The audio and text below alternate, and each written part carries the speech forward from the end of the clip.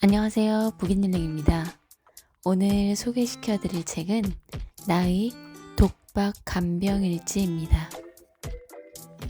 지은이, 미아오.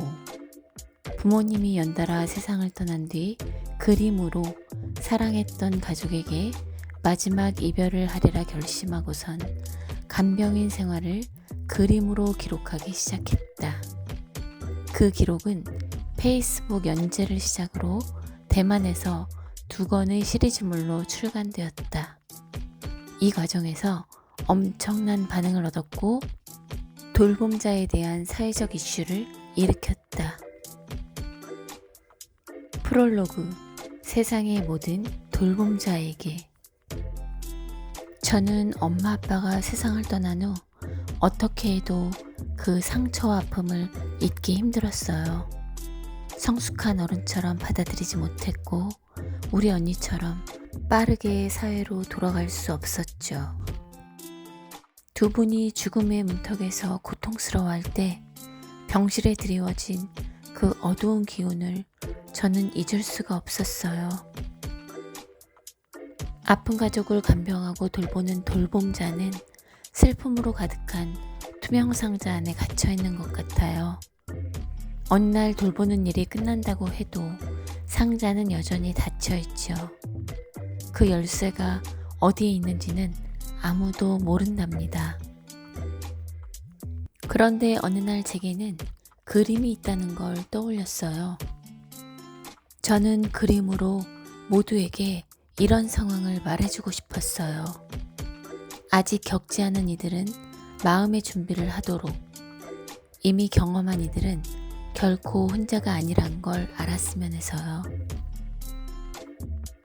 나의 독박 간병일지 시리즈는 사랑하는 부모님께 보내는 저의 마지막 인사랍니다. 어느 날 그림을 다 그리고 나면 닫혀있던 마음속 상자도 저절로 열릴 거라고 저는 그렇게 믿어요. 저도 여러분께 조금이라도 도움이 된다면 기쁘겠습니다. 1장. 왜 나일까? 어렸을 때부터 여성은 어떤 일도 다 할 수 있고 남녀는 똑같이 자유롭다고 배웠다. 그래서 나는 언제든 내 꿈을 쫓으며 살 수 있다고 말이다.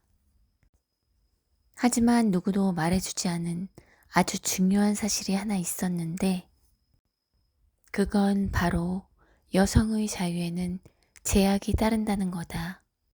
대부분의 가정에서 아픈 가족이나 어른을 간병하고 책임지는 돌봄자 역할은 딸이나 며느리가 맡게 된다. 우리 집도 그런 케이스였고 내 돌봄 경력은 어느덧 12년이 되었다. 나는 어쩌다 돌봄자가 되었을까? 난 행복한 가정에서 자랐다. 막내여서 부모님의 사랑을 듬뿍 받았고 나도 가족을 무척 사랑한다. 그런데 12년 전 느닷없이 암이 우리 집에 찾아왔다. 폐암에 걸린 엄마를 누군가는 돌봐야 했고 그렇게 내가 엄마의 주 돌봄자가 되었다. 왜 나였을까? 그건 조금만 생각해도 바로 알 수 있다. 앞에서 내가 여성의 자유에는 제약이 따른다고 한 말, 언니는 결혼하고 아이를 낳자 한 가정의 돌봄자가 되었다. 통계에 의하면 아직 여성의 가사 부담이 남성보다 훨씬 많다.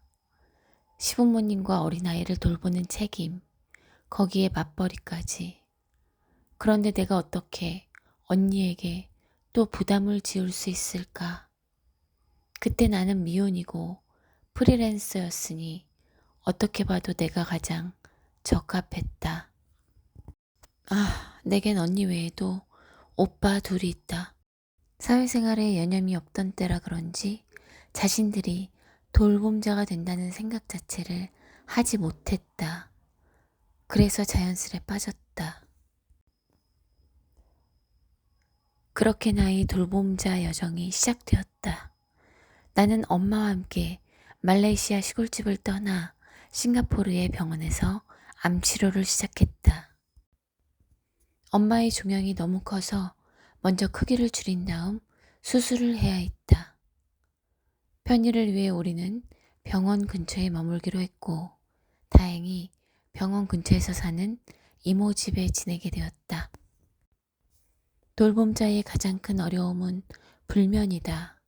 사랑하는 가족이 옆에서 고통스러워하니 잠을 이룰 수 없다. 가족이란 그런 거다.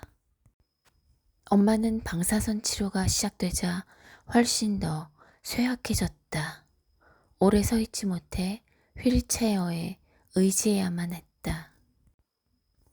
나중에 엄마는 혼자 씻을 힘도 없어졌다. 곧이어 엄마는 입맛까지 잃어서 거의 먹지를 못했다. 나는 엄마의 간호사다. 혹시 엄마의 소리를 놓칠까봐 긴장하며 밤새 엄마의 숨소리를 듣는다. 나는 엄마의 다리, 손, 요리사, 간호사, 돌봄자. 그런데 나는 이미 예전 내 모습은 생각나지도 않는다. 예전에 나는 어디로 갔을까? 미래의 나는 어떤 모습으로 변할까? 자주 두렵고 서글펐다. 2장. 돌봄자를 짓누르는 것들. 나는 엄마의 손과 발이 되어 돌봄자로서 온 힘을 다해 엄마를 돌봤다. 세상에는 아무 일에 이러쿵저러쿵 하며 힘겹게 버티고 있는 이들을 기어이 넘어뜨리는 사람들이 있다. 누군지 모르는 집안 어른도 마찬가지다. 내 설명은 아무 소용없다. 그저 자신이 하고 싶은 말만 할 뿐. 그래서 나는 침묵을 선택했다. 상처는 나만 받는 것으로 그걸로 충분하다. 그렇게 관심 많다면 어디 한 번이라도 나 대신 엄마를 돌봐주던지 하룻밤이라도. 그런데 사실 돌봄자를 가장 슬프게 하는 건 남이나 먼 친척의 지적이 아니다. 형제의 질책, 특히 평소 부모님을 돌보지 않는 가족의 지적은 마음을 무너뜨린다. 가까울수록 상처는 더욱 깊은 법이니까. 엄마에 관해 말하자면 엄마는 아주 평범한 여성이다. 취미는 여느 엄마들처럼 자식들에게 밥 많이 먹이는 거. 하지만 엄마에겐 아주 특별한 점이 있다. 엄마의 특별한 점은 신문물을 아주 쉽게 받아들인다는 점이었다. 그때는 닌텐도의 시대였는데 닌텐도를 받아들이는 엄마의 적응력은 최상급으로 금방 청출어람의 결과를 만들었다. 그 몇 년 동안 우리는 매일 같이 게임을 했다. 그렇게 신세대 할머니가 된 엄마는 암 치료를 받으면서도 게임을 계속했다. 어떤 의미에서 게임이 엄마의 마음을 지탱해 주었을 거다. 생명을 위협하는 질병과 고통을 마주해야 했던 엄마는 긴 치료 과정을 겪으면서 점점 쇠약해졌지만 엄마는 한 번도 내 앞에서 울지 않았다. 늘 활짝 웃는 얼굴을 보여주었다. 엄마는 정말 강한 사람이다. 엄마를 돌보는 동안 내가 슬픔을 견딜 수 있었던 건 병에 걸린 엄마가 되려 나를 지켜주었기 때문이다. 다행히도 엄마는 10시간이 걸린 대수술로 암을 깨끗이 제거했다. 우리 엄마가 살았다. 엄마의 병으로 나는 난생 처음 인생의 무상함을 느꼈다. 그건 내게 정말 엄청난 충격이었다. 지나고 보니 그때 내게는 그 시간을 견디게 해준 버팀목이 있었다. 그건 내 일과 깊은 관계가 있는데 그때도 나는 시간만 있으면 그림을 그렸다. 그림을 그릴 때 나는 잠시 울음을 멈출 수 있었고 너무 아프고 슬퍼서 더는 버티기 힘들 때 그림이 나를 살렸다. 나중에 돌봄자에 대한 여러 책을 읽으며 내가 한 일이 옳았음을 알았다.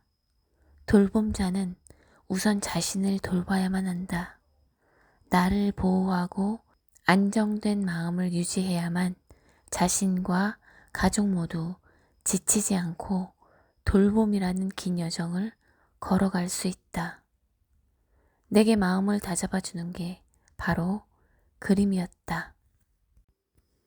우리 몸은 자유롭지 못해도 영혼만큼은 자유로워야 하니까. 엄마가 건강을 회복했기에 돌보는 동안의 고통을 나는 전부 잊을 수 있었다. 그 쉽지 않았던 시간이 모두 긍정적인 추억으로 치환됐다. 그러나 인생에는 언제나 환영받지 못하는 수많은 전환점이 있다. 병이 다시 우리 집을 찾아왔다. 그렇다. 또 암이었다. 그런데 엄마의 병이 재발한 게 아니었다. 이번엔 아빠였다. 그것도 암 중에서 가장 지독하다는 췌장암이었다.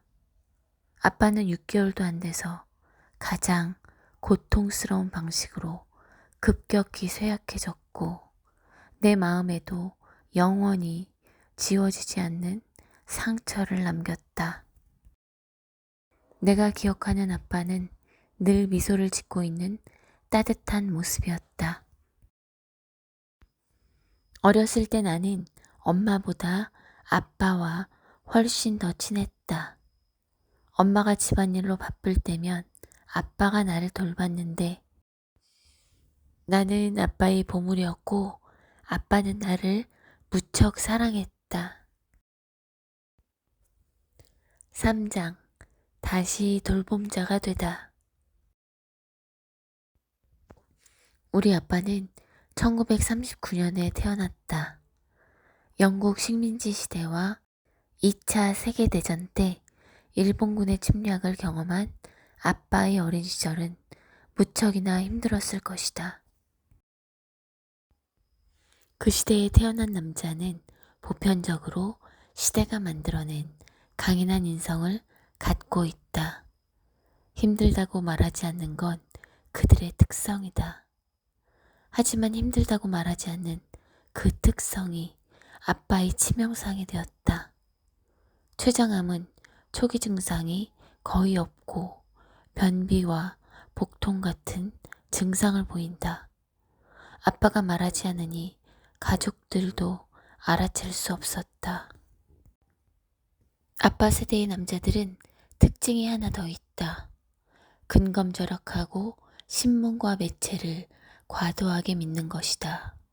아빠는 신문에서 약초로 변비를 치료하는 정보를 보고 병원에 돈을 쓰지 않고도 나을 거라 생각했다. 그렇게 아빠는 시기를 놓치고 말았다.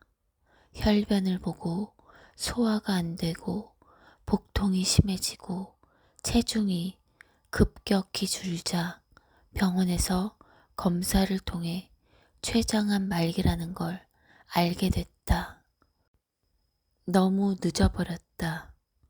그제 아빠는 고통스러운 치료를 시작했다. 언니와 나는 번갈아 휴가를 내며 아빠를 모시고 병원에 갔고 돌봐드렸다. 하지만 직장인의 휴가에는 한계가 있었고 그렇게 마지막에는 다시 나 혼자 남았다. 엄마를 돌볼 때 나는 프리랜서였다. 그래서 시간 배분이 자유로웠고 일을 받지 않으면 최악의 경우 수입이 없을 뿐이었다. 그런데 아빠가 병이 났을 때 나는 만화를 연재 중이었다. 만화 연재는 몹시도 피곤한 일이다. 난 하루에 10시간 넘게 일했고 매번 원고를 보내기 전에는 며칠 밤을 새우기 일쑤였다. 이제 아빠까지 돌보면서 일도 한다? 솔직히 말해 그건 자살 행위나 다름없었다. 게다가 반드시 해야 할 작업량을 해내기는 거의 불가능하니 그동안 힘들게 쌓은 경력에 심각한 영향을 미칠 수밖에 없다.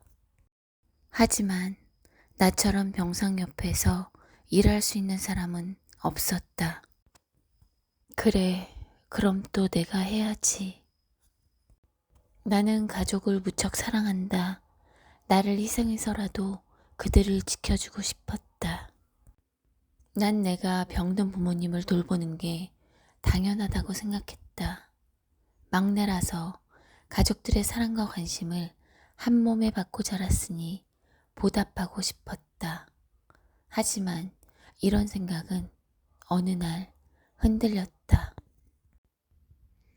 큰오빠가 아빠를 뵈러 집에 온 날, 오빠들은 자주는 아니었지만 가끔씩 집에 들러 아빠를 보고 가곤 했다. 당시 나는 오래 아빠를 돌보느라 너무 지쳐서 정신도 체력도 거의 바닥이었다. 하지만 나는 채 몇 분도 잘 수 없었다. 아빠가 화장실 가신다니까 얼른 모시고 가라며 나를 깨웠다. 그때 화는 났지만 아빠가 급해서 별다른 말을 하지 못했다. 나는 처음 온 오빠가 아빠 모습에 놀라 당황해서 그랬을 거로 생각했다. 내가 하는 모습을 한번 보여주면 다음번에는 할 수 있겠지라고 생각했다. 큰오빠는 집에 오는 날이 많지 않았다. 1년 동안 온 날을 다 합쳐도 일주일이 되지 않았다. 난 정말 모르겠다. 아빠는 자식들을 몹시 사랑했다. 나와 언니가 있는 힘껏 부모님을 돌보는 것만 봐도 알 수 있다. 우리 부모님을 사랑하기 때문에 기꺼이 두 분을 돌보는 거다. 큰오빠는 두 분의 첫 아이다. 분명 아빠 엄마에게 넘치는 사랑을 받았을 텐데 말이다. 결국 아빠가 췌장암을 확진받고 돌아가실 때까지 큰오빠는 단 3번 찾아왔다. 3번째에는 장례식에서 장남으로서 식을 주관했다. 그때가 집에 가장 오래 머문 날이었다. 큰오빠는 나보다 11살이 많다. 솔직히 내가 사는 사회에서 오빠 연배의 남성들은 대부분 무뚝뚝하다. 나보다 5살 많은 작은 오빠는 그래도 다정한 편이었는데 가장 기억에 남는 건 작은 오빠가 처음 아빠를 보러 왔을 때 아빠가 화장실에 가려는데 작은 오빠가 아빠를 맡으며 나를 도왔다. 그때 내가 얼마나 기뻤는지 아직도 기억한다. 하지만 저녁이 되자 오빠는 2층으로 올라갔다. 가장 힘든 밤샘 간호를 내게 맡기고 말이다. 작은 오빠는 일을 갖고 왔다며 내일 집에서도 일해야 해서 먼저 잔다고 했다. 나도 집에서 시간을 쪼개가며 일하는데 말이다. 게다가 오빠는 자주 친구들을 만나러 나가곤 했다. 일이 정말 그렇게 바쁜 거 맞을까? 오빠는 겨우 사흘 다녀갔지만 나는 집에서 온종일 아빠만 돌보고 있는데 며칠 밤이라도 돌아가며 돌보는 게 그렇게 어려운 걸까? 정말이지 나도 너무 밤에 자고 싶었다. 정말 버티기 힘들었다. 왜 오빠들은 너무 당연하게 조금 도운 걸로 자신의 도리를 다했다고 생각할까? 마지막에 일어난 일은 정말 너무 견디기 힘들었다. 긴 휴가를 얻은 작은 오빠는 집에 오지 않고 곧바로 유럽 여행을 떠났다. 내가 집에서 밤낮 없이 아빠를 돌보던 때였다. 돌봄의 부담을 한 사람에게만 전가하는 건 가혹한 일이다. 그걸 당연히 여겨선 안 되며 다행으로 여겨서도 안 된다. 가족이라면 응당 자기 몫의 책임을 다하도록 협의와 조율이 필요하다. 우리 집도 부모님이 건강할 때 미리 의논해뒀더라면 얼마나 좋았을까. 한 사람의 인생이 걸린 문제이기도 하지만 가족애를 지키기 위해서라도 말이다. 4장 죽음을 마주하다. 아빠는 의지와 달리 음식이 입에만 들어가면 구역질이 나서 넘기지 못했다. 의사가 영양보조제를 처방했지만 얼마 먹지 못했고 구토 억제제도 아무 소용없었다. 아빠는 급격하게 살이 빠졌고 얼마 안 가 뼈와 가죽만 남았다. 배는 고픈데 먹을 수는 없으니 배고픔의 고통이 계속되었다. 암은 그런 것이었다. 말기암은 환자뿐 아니라 돌봄자에게도 큰 고통이었다. 얼마 후 아빠는 아주 작은 컵도 들어 옮기지 못했다. 나는 그 오후를 기억한다. 내가 방으로 들어가니 아빠가 물을 먹여달라고 했던 그날 오후를. 아빠의 침대는 물을 마시려 버둥거렸던 아빠의 침으로 온통 젖어 있었다. 공기 중에 남아있던 무겁고 축축한 냄새. 그건 바로 죽음의 냄새였다. 아빠는 그날 몸을 스스로 컨트롤하는 능력을 잃었다. 그리고 마지막 희망도 잃었다. 오래전부터 나는 어른이 되었으니 아빠에게 기댈 필요가 없다고 생각했다. 그런데 그제야 알았다. 사실 아빠는 언제나 내 마음속의 버팀목이었고 그런 아빠가 이제는 정말로 나를 떠나려 한다는 것을. 5장 돌봄자의 끝없는 밤. 병세가 악화되면서 아빠의 눈은 빛을 견디지 못했다. 그래서 우리는 아빠의 방의 창문을 완전히 가렸다. 온 집안이 그렇게 끝없는 밤으로 들어갔다. 그리고 돌봄자인 나도 함께 그때부터 어둠 속에 갇혀버렸다. 같은 시기 아빠는 내가 한 방에 있는 걸 원하지 않고 혼자 있고 싶어 했다.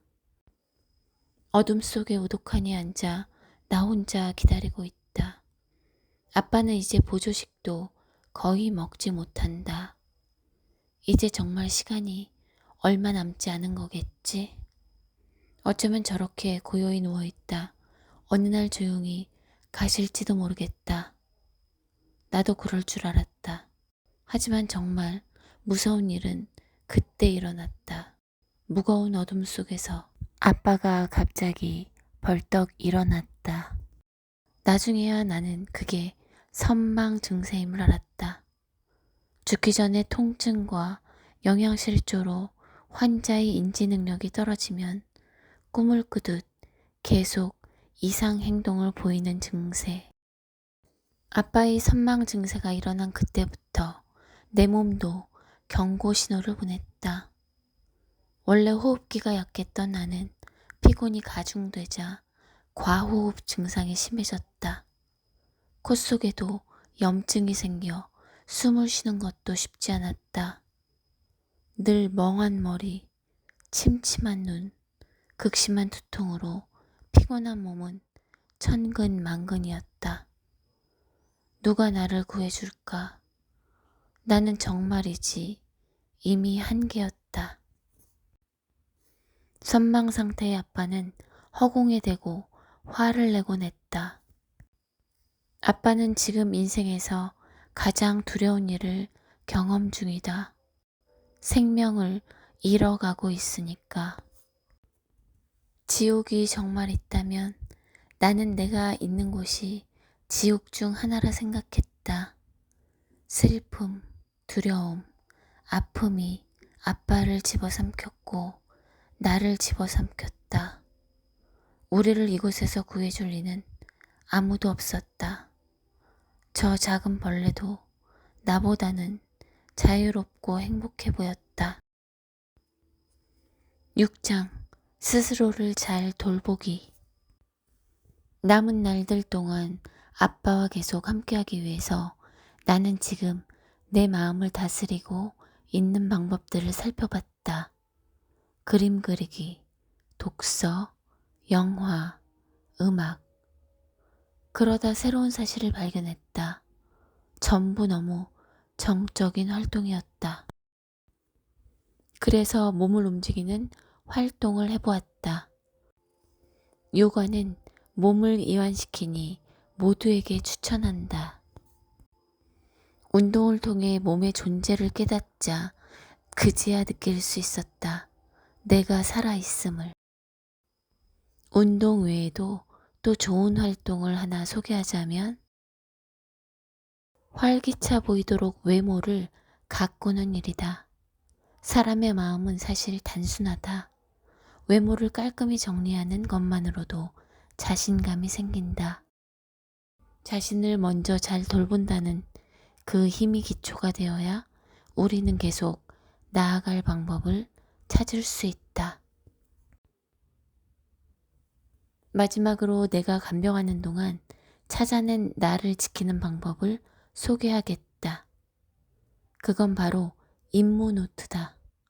자신을 돌보는 임무를 전부 적은 다음 게임 속 영웅처럼 매일 하나씩 그 일들을 완성하는 것이다. 1번 잘 자기, 2번 잘 먹기, 3번 가꾸기, 4번 기분 좋아지는 일 하나씩 하기.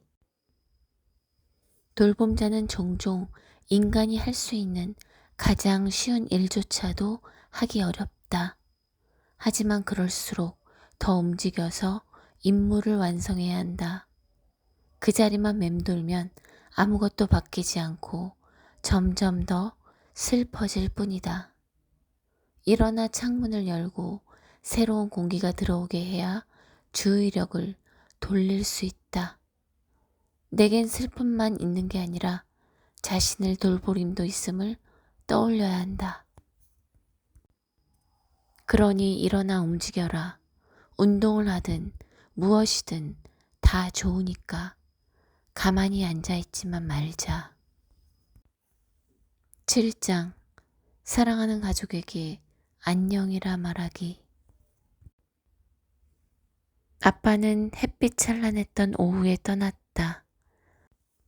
그때는 언니가 당번이었다. 언니는 아빠가 아주 평안하게 떠났다고 했다. 마지막 순간까지 언니가 아빠의 손을 꼭 잡고 있었다 했다. 아빠가 떠나고 나서야 언니는 올라와 자고 있던 나를 깨웠다. 아빠 곁을 떠날 수가 없어서 나를 부르지 못했다고 했다. 오랫동안 아빠를 돌보았는데도 아빠와 이별하는 마지막 순간에는 그 곁을 지키지 못했다. 장례를 치른 뒤 지친 몸과 마음으로 나는 마침내 내 집에 돌아왔다. 그리고 길고 긴 잠에 빠졌다. 에필로그. 끝까지 읽어주셔서 감사합니다. 마침내 아빠를 돌본 이야기를 전부 풀어냈어요. 인터넷에 연재할 때도 임종을 앞둔 가족을 돌보는 과정은 아주 무겁고 무서우니 읽지 말라고도 말했었죠. 그림을 그리면서 제가 내용을 순화하고 생략했어요. 실제 현장은 이 책보다 100배는 더 무섭고 처절하거든요.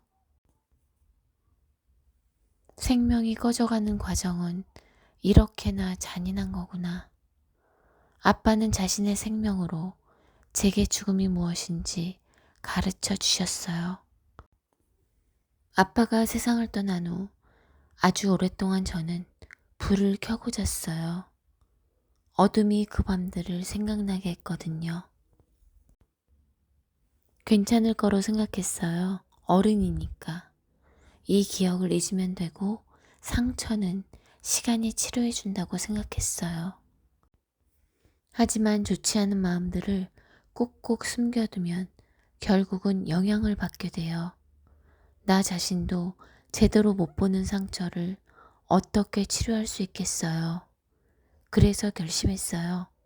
더는 괜찮은 척하지 않겠다고. 내가 상처받은 것은 사실이니 난 그걸 똑바로 봐야 되고 그림을 그리는 게 바로 내가 직시하는 방법이라고 생각했죠. 게다가 전 아버지를 돌보는 동안 느꼈던 무력함과 슬픔을 고스란히 기억하고 있었어요. 그때 저는 밤마다 인터넷에서 무엇을 찾았어요. 조금이라도 나를 위로해줄 그 무엇이 있다면 그것으로 충분했어요. 그 시기를 지난 후에야 전 알았어요. 그 무엇이 나 자신이 될 수도 있다는 것을요. 내 그림으로 작은 등불을 밝힐 수 있지 않을까? 그 불로 어두운 밤을 걷는 사람들을 도울 수 있다면 그걸로 충분하다고 생각했어요. 여러분이 제 경험을 통해 자신만의 해결책을 생각해낸다면 제겐 정말 큰 위로가 될 거예요. 많은 사람 덕분에 저는 외롭지 않았으니 여러분에게도 이 책이 위로가 되면 좋겠네요. 마지막으로 다시 한번 감사합니다.